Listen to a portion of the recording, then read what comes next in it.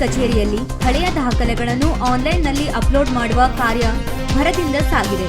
ಕಚೇರಿಯ ಕೆಲಸ ಕಾರ್ಯಗಳಿಗೆ ಬರುವ ಜನರಿಗೆ ಉತ್ತಮ ಸೌಲಭ್ಯ ಕಲ್ಪಿಸಬೇಕು ಹಾಗೂ ಅತ್ಯಂತ ಶೀಘ್ರವಾಗಿ ಸ್ಪಂದಿಸುವ ನಿಟ್ಟಿನಲ್ಲಿ ಅನೇಕ ಕಾರ್ಯಗಳನ್ನು ಕೈಗೆತ್ತಿಕೊಂಡಿದ್ದೇವೆ ಎಂದು ತಹಶೀಲ್ದಾರ್ ಶ್ರೀಕೃಷ್ಣ ಕಾಮ್ಕರ್ ಹೇಳಿದರು.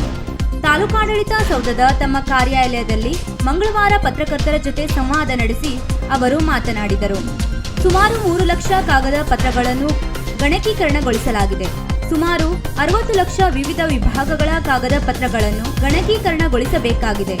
1930ರಿಂದ 2002ರವರೆಗಿನ ಎಲ್ಲಾ ಕಾಗದ ಪತ್ರಗಳನ್ನು ಮತ್ತು ಭೂಮಿಗೆ ಸಂಬಂಧಪಟ್ಟ ಅಗತ್ಯ ದಾಖಲೆಗಳನ್ನು ಗಣಕೀಕರಣಗೊಳಿಸಿ ತಕ್ಷಣದಲ್ಲಿ ಜನರ ಕೈಗೆ ಸೇರುವಂತೆ ಸಕಲ ಸಿದ್ಧತೆಗಳನ್ನು ಮಾಡಿಕೊಳ್ಳಲಾಗಿದೆ. ಹಕ್ಕುಗಳ ಪತ್ರಿಕೆಯಲ್ಲಿ ಕೆಲವು ಅನಗತ್ಯ ದಾಖಲೆಗಳು ಉರ್ಜಿತ ಇದ್ದು ಇದರಿಂದ ರೈತರಿಗೆ ಮತ್ತು ಸಾಮಾನ್ಯ ಜನರಿಗೆ ತೀವ್ರ ತೊಂದರೆ ಉಂಟಾಗುತ್ತಿದೆ. ಈ ಸಮಸ್ಯೆಯನ್ನು ಹೋಗಲಾಡಿಸುವ ನಿಟ್ಟಿನಲ್ಲಿ ಅಗತ್ಯ ಕ್ರಮ ಕೈಗೊಳ್ಳಲಾಗುವುದು ಎಂದರು. ಈ ಸಂದರ್ಭದಲ್ಲಿ ಶಿರಸ್ತೇದಾರ್ ಜಗದೀಶ್ ಪೂಜಾರಿ ಹಾಗೂ ಇತರರು ಉಪಸ್ಥಿತರಿದ್ದರು.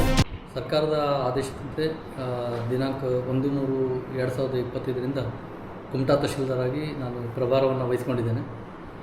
ಪ್ರಭಾರವನ್ನು ವಹಿಸಿಕೊಂಡ ನಂತರದಲ್ಲಿ ಕಚೇರಿಯಲ್ಲಿ ಏನೇನು ಬಾಕಿ ಕಡತಗಳಿದ್ದಾವೆ ಅದನ್ನು ಇತ್ಯರ್ಥಪಡಿಸಲಿಕ್ಕೆ ನಮ್ಮ ಗ್ರಾಮ ಮಟ್ಟದ ಅಧಿಕಾರಿಗಳಿರ್ಬೋದು ಅಥವಾ ಕಚೇರಿಯ ಸಿಬ್ಬಂದಿಗಳ ಜೊತೆ ಸಭೆಯನ್ನು ಸೇರಿ ಇತ್ಯರ್ಥಪಡಿಸಬೇಕಂತ ಕಡತಗಳನ್ನು ವಿಲೇವಾರಿ ಮಾಡಲಿಕ್ಕೆ ಕ್ರಮವನ್ನು ಜರುಗಿಸ್ತಾ ಇದ್ದೇವೆ.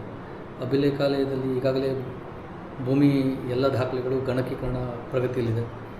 ಕಚೇರಿಯ ದಾಖಲೆಗಳನ್ನು ಕೂಡ ಪ್ರತಿನಿತ್ಯ ಏನು ಸಾರ್ವಜನಿಕರು ಬರ್ತಾರೆ ಪ್ರಿಯಾರಿಟಿ ಮೇಲೆ ಅದನ್ನು ಮುಗಿಸ್ಲಿಕ್ಕೆ ಹೇಳಿದ್ದೀನಿ. ಸಾರ್ವಜನಿಕರು ಯಾವುದೇ ರೀತಿ ನಮ್ಮ ಕಚೇರಿಗೆ ಅಲ್ದಾಟ ಮಾಡಿ ಅವರು ಬೇಸರ ಪಟ್ಕೊಳ್ಬಾರ್ದು ಹೇಳುವಂಥ ಉದ್ದೇಶದಿಂದ ಅವರ ಶೀಘ್ರಗತಿಯಲ್ಲಿ ಅವರ ಅರ್ಜಿಗಳಿಗೆ ವಿಲೇವಾರಿಯನ್ನು ಮಾಡಬೇಕು ಅಂತೇಳಿ ಈಗಾಗಲೇ ನಿರ್ದೇಶನವನ್ನು ಕೊಟ್ಟಿದ್ದೇನೆ.